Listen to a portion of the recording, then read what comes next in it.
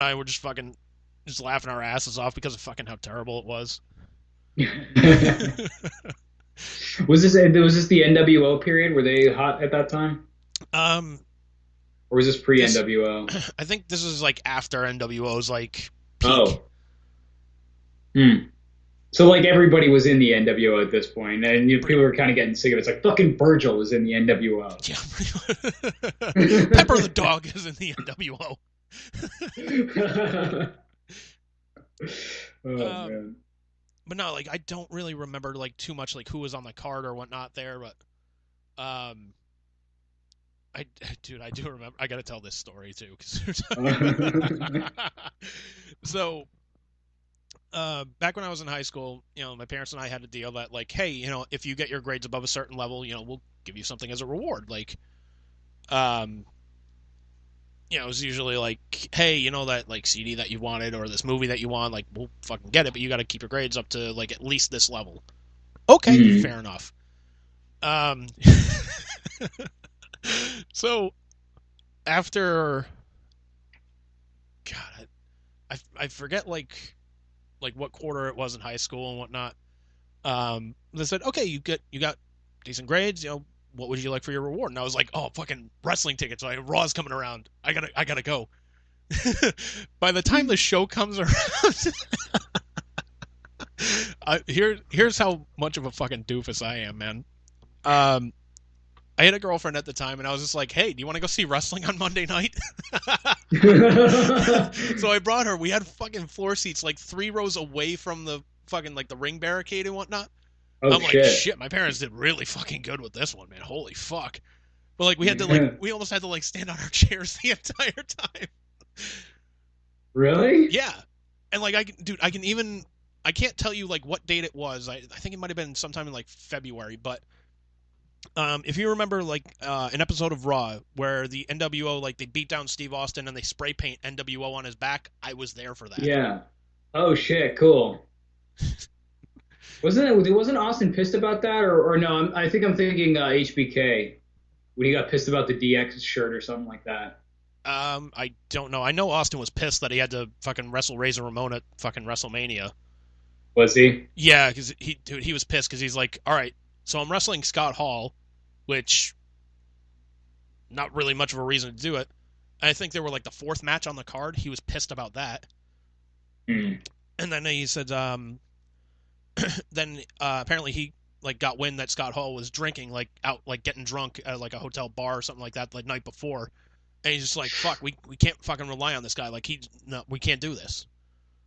Hmm. And I mean, that story was pretty much confirmed by I think it was Jim Ross. He's like, me and my wife Nancy, me and my wife, we go out to this hotel bar and we're having dinner with Chris Benoit and his wife and whatnot. And there's Scott Hall just at the other end of the bar, just shit faced. And he's Man, like, Austin was pissed. I don't blame him. I mean, if he couldn't even get his shit together, basically. I mean, Scott Hall was going through some shit at that time, so it's kind of understandable in hindsight. But at the same time, I don't blame Austin for being a little out of No, it. I don't blame him either. And that was like I understand that too. Like even Jr. was saying, like, look, you got this guy here. He's made you more money than you can fucking count with. He's the biggest moneymaker you've had in the company's history. He's still incredibly fucking hot. He's still a baby face and whatnot. And you're basically telling him like, we don't have anything for you. Hmm. Is this sort of what led to him taking his ball and going home? Yeah, I pretty much. imagine. That Yeah, yeah, that was in the lead up to it. Yeah, yeah, I figured. yeah. Fucking guys. Like Man, that's the still amazing. crazy, crazy world of wrestling. Exactly. I tell you, man. Like going to like terrestrial radio for a second, just kind of like harping back to like what we were talking about like last week and whatnot, and Hmm. like just our conversation with Braden like 2 weeks before that. Um, I am so fucking glad to be doing this right now Yeah, because there is no way I'd really be able to talk pro wrestling unless I'm doing like a 5 minute interview with like a wrestler that the company's like, hey, we got this guy doing a press tour. Do you want to talk to him? Yeah, okay, cool. You got 5 minutes. It's like yeah, it's yeah. like It's true. Like it really is nice being able to talk about whatever the fuck. yeah, we can talk about whatever the fuck we want. Like even Braden was talking about it, like we could talk about the insurrection when that happened. Like if we were on regular radio, there's no fucking way we'd be able to talk about that. Right. Well, because you have to be careful about like what you say and how you say it. Like you can't toe any party lines, so you have to make sure that you're not like offending either Democrats or Republicans when you present it. And you're like, here we can present it however the fuck we want. No, but it's it's also the thing of like, you know what, man? I would much rather see something as bullshit and be able to call it on it than fucking like seeing like something like that and just going, well, that happened, so whatever. Yeah. What do you guys think? Actually, the radio break would probably be like WZLX 335. Partly sunny in Boston, couple clouds hanging around. So we had the insurrection happening yesterday. Don't know what's going on with that. We'll talk about that with WBZ's David Casper coming up after this break. And then just going into fucking music. It's like, well... See, I gotta calm down here. It's like that kind of shit just kind of brings my piss to a boil in the sense of like... You want to have a discussion with people. Like, that's how you get things done. Like, that's how you can agree on something, or at least, at the very least, understand something. Mm-hmm. Like, there are things that you and I differ on, but we don't scream at each other. I don't call you an idiot. You don't, well, I mean, you call me a moron, but I'm just like, oh, yeah, I get it. But, we talk about it. And it's like, well, I like this about this, this, and this, but I disagree with this happens, and, you can have a discussion. Mm-hmm. But nope. I think it was a wise woman who once said that understanding is reached only after confrontation. And I believe she had a third nipple, if I'm not mistaken. That's true, yeah. At a mall somewhere? Oh, yeah. Was it Minnesota or no, Jersey? Or I think it was Minnesota. Well, it's supposed to be in Jersey, but yeah. No, I feel like it was awfully Minnesota looking. No, dude, that was a dirt mall. Yeah, that was a dirt mall. Fucking guys on comic books, no backing, bunch of savages. They were threatening castration. Anyways. But yeah, like, but we can talk about that shit. And I fucking love that I don't have like a program director like breathing down my neck like, you can't talk about that, you can't do this, you can't do that, you can't do this. It's like, well, fuck you. Ooh, fuck you. I can talk about whatever the fuck I want. Yes. Even if we had like sponsors for this show, let's just say like, we have sponsors for the show, like, hey, we get sponsored by this like sock company or something. Like that would be one of the things I would explain to them up front is like we talk about what we want here. We say what we want. Here's some shows, listen to them. If you like what we're doing, great, sponsor us. If you don't, take a pass, no offense. No offense taken. Mm-hmm. But yeah, because I mean, it's not like because we don't really want to change what we do. It's like I feel like if we were to force ourselves to have a topic or something like that, it would get pretty boring pretty fast. No, but it would be like, well, fuck, what's the topic this week? And I don't know. No, but it's also the thing of I think Bill Burr said this on Steve Austin's podcast. Is like, look, if you buy a ticket to my show, like you know what you're getting into. Mm-hmm. So like that would be my thing with like a radio station. Like, okay, if you want to sponsor this like this morning show, afternoon show, whatever. Like, and you're buying into it, like, you know what you're getting into. Right. Because, like, I never really, like, felt sympathy for, like companies that would, like, sponsor, like, Rush Limbaugh's show, for example, and then get outraged when he said something, like, incredibly fucking dumb. It's like, oh, we didn't know. Right. It's like, dude, you know who you're fucking dealing with here. Right, like, exactly. You have no excuse to feel offended or fucking, like, gypped or fucking duped or whatever, man, but, like you should have known what you were signing up for. Exactly. Like, you essentially bought a ticket to the show. Right. Like, if you get a free ticket to a comedy show, like, all right, kind of a crapshoot, I get it, but you bought into it. Right. That's sort of your endorsement. Exactly. Like, this is another thing. We would not be able to fucking talk about this. Right. Right. Hence why regular radio can kiss my dick. Internet radio for life, bitches. Exactly. Uh, Independent or die. Hell, you want a dial? I can get you a dial by 3 o'clock this afternoon with numbers on it. You There are ways, dude. Believe me. don't want Yeah. to know. Actually, funny enough, sitting right in front of me,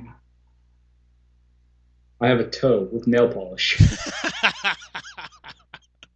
and I have a rug that really ties my mouse together. It's a mouse pad.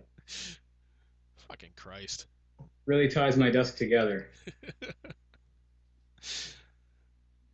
Man, like, you know what, man? I was thinking about this the other day. There's a Big Lebowski quote for pretty much like any situation in life. Like, you really Yeah, think about it. yeah. It's sort of like The Simpsons in that respect. Like my uncle used to always like to go to The Simpsons and reference The Simpsons and everything, but it's true with Lebowski too. Yeah, I mean, it's. I mean, The Simpsons is more like just catchphrases and whatnot, but like, I mean, the Big Lebowski is just like any situation, pretty much. Like Yeah. Well, and The Simpsons have the unfair advantage of they have how many seasons of episodes? over 30. Yeah. So and each of them are like half an hour a piece episodes. Like they kind of got a bit of a leg up on Lebowski as far as having content to be quotable. Yeah, still. Yeah. You know, but I mean, it's like, Yeah, you were mentioning off air before we started. This is what the 20 or yesterday was the 23rd anniversary. yeah, we're doing this. What is it? March 7th, and yeah, it was March 6th of 1998 when it was released. That's So happy crazy. birthday, Lebowski! Happy birthday. Gonna have to go Odd- back and watch it, man. It's Oddly been enough, a while since I watched it. I just like somebody brought that fact up to me, and I just started laughing because like, how fucking appropriate is it that this year like their birthday's on a fucking Saturday? Fucking Shabbos. Was Fucking oh Shomer yeah, Shabbos. Shomer Shabbos. I don't roll. I don't fucking work. I don't drive a car, and I sure as shit don't fucking roll. Shomer Shabbos. Shomer fucking Shabbos. Let's face it, Walter, you're living in the fucking past. 3,000 years of beautiful tradition from Moses to Sandy Koufax. You goddamn right I'm living in the fucking past. I'm just going to say it. John Goodman's a national fucking treasure. Oh yeah, so underrated, especially in shit like that or Red State. Like he's amazing. He really is. Like, he's like the rug that ties those movies together. He really is, man. Like, you know, don't get me wrong. Like, as well as like, you know, Jeff Bridges and fucking The Big Lebowski. Like, yeah, perfect fucking casting all around on that one. Hmm. But I mean, you know, John Goodman's had some stinkers. Let's not get ourselves here. Flintstones. Yeah. Flintstones. Oh. Ooh. Yeah. I remember when that shit came out, man. Burger King had like the toys and shit like that. Yep. Oh my god, it was everywhere. Everyone thought that thing was going to be huge, and then it was just like, It can't really be huge if it's fucking terrible. well, that's the thing. I don't think people realize just how terrible it was. But like, it was everywhere. It was literally Yeah. everywhere. There's also that thing of like, okay, well, who thought a live action version of this would make for a good movie? Yeah, I don't know. I mean, I'm surprised they never did like a live action Mighty Mouse or some ridiculous shit because it was in that time. I mean, we're still doing it now where it's like we just pick shit from the past and make a movie out of it or remake a movie or whatever. Like we can't come up with any new ideas. We just have to keep reshuffling the old shit around until we get sick of it. Or because we think we need a new one for the new generation. It's like, hey, what's this generation's Batman? Like, who gives a fuck? We have Keaton.